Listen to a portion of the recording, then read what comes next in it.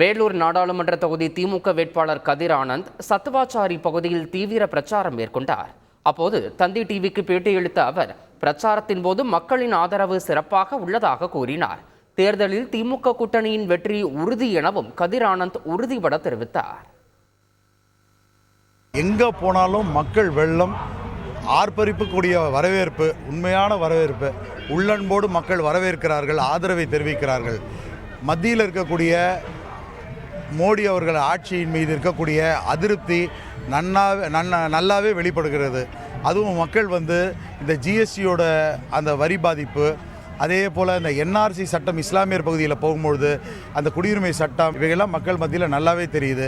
ஏறி இருக்கக்கூடிய விலைவாசிகள், மக்கள் கொதிச்சு போயிருக்காங்க. இவை எல்லாமே திமுகவுக்கும் கூட்டணி கட்சிகளுக்கும் பெரும் ஆதரவு மழையாகவே பொழிகிறது. ஆகையால் இந்த தேர்தலில் மகத்தான வெற்றி அடைய போகிறது உறுதி. செய்திகளை உடனுக்குடன் தெரிந்து கொள்ள உடனே சப்ஸ்கிரைப் பண்ணுங்க.